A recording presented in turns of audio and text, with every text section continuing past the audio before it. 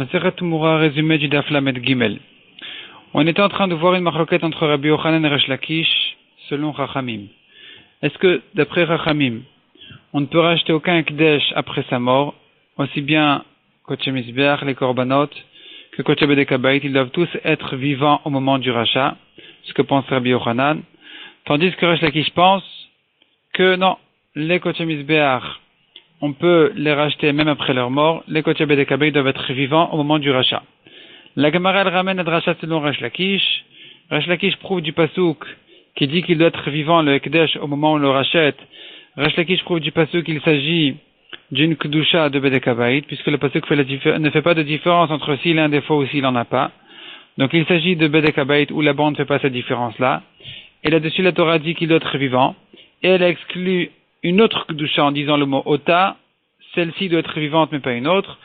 Ça fait allusion aux Kodesh Mizbeach, qui eux peuvent être même en état de mort après, au moment du rachat. Donc c'est de cette manière-là que Resh Lakish explique la svara, la dracha de Chachamim. La Gemara ensuite passe à Rabbi Shimon. Quelle est la svara de Rabbi Shimon qui dit le contraire? Qui dit que les korbanot, eux, doivent être vivants, mais le Bedek Habayit peut être mort au moment du rachat. Et la Gemara à nouveau, elle utilise le même pasuk selon Rabbi Shimon en disant que lui il explique le pasuk qu'on est en train de parler. En réalité, le pasuk parle en train de parler des korbanot.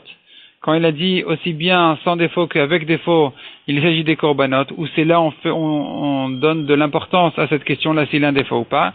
C'est là-dessus que la Torah dit qu'il doit être vivant au moment du rachat et qu'elle exclut une autre kedusha qui fait allusion justement au Bedek Habayit, que là-bas on n'a pas besoin qu'il soit vivant au moment du rachat. Mais la Gemara elle repousse un petit peu cette svara, cette explication dans le pasuk, et la Gemara elle reste finalement en kashia selon cette explication.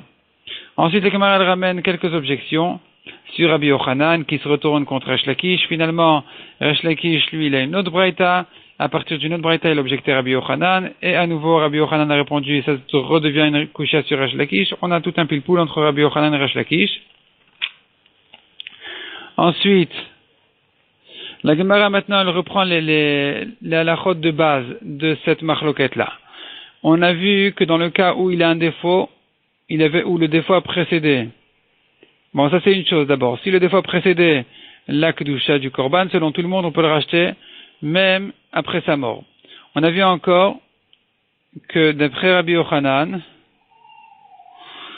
si la kedusha a précédé le défaut, alors d'après Resh Lakish, on peut le racheter après sa mort. Or, on a un problème ici, c'est que on va le racheter, mais qui c'est qui va en profiter de ce korban-là? C'est que les chiens, puisqu'on ne lui a pas fait la shrita. On ne pouvait pas lui faire la shrita puisqu'on ne l'a pas racheté de son vivant. On est en train de le racheter après sa mort. Donc, on est en train, en fait, de le racheter pour les chiens. Est-ce qu'on a le droit de faire une chose pareille, de racheter un ekdesh pour le donner à manger aux chiens? Répond la Gemara, il s'agit d'un cas de Bediavad, où il lui a fait la shrita avant le rachat, après le défaut. Que là, Bediavad, si ce korban-là a eu un défaut, on lui a fait la shrita avant de le racheter, il est permis. On peut le racheter, et donc il sera donné à manger, non pas aux chiens, mais même aux hommes. Et là, on en vient à une autre question encore.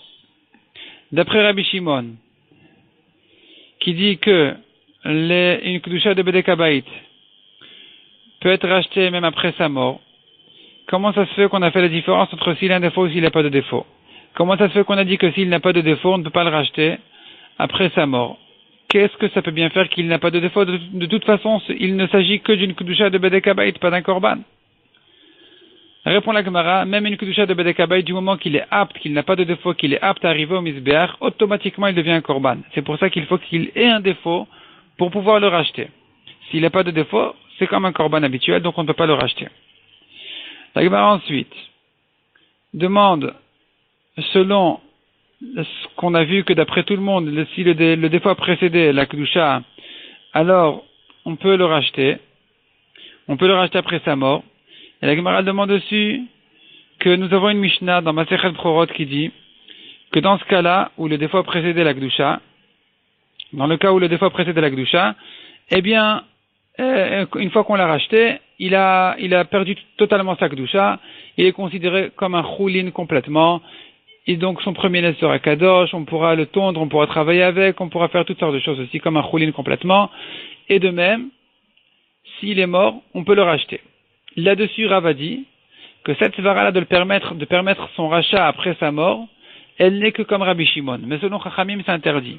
Et là, on se demande, pourtant, on a vu que aussi bien d'après Rabbi Shimon que d'après Chachamim, qu'on le des fois précédait la Kedusha, alors on peut le racheter après sa mort. Pourquoi est-ce qu'ici, maintenant, Rav dit que cette halakha ne va que comme Rabbi Shimon? Répond la Gemara, effectivement, qui sont les Chachamim qui ne pensent pas comme ça? C'est pas les Chachamim qui sont en marloquette sur Rabbi Shimon dans notre Mishnah.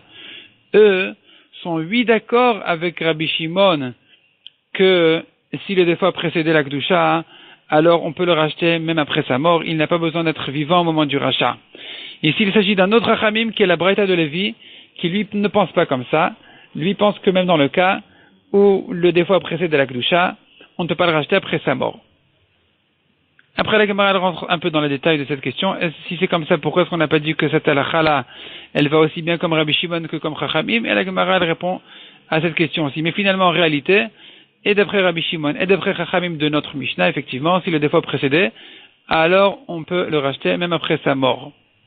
Ce n'est que d'après Lévi que lui pense que même dans le cas où le des fois précédé, alors il faut qu'il soit vivant au moment du rachat.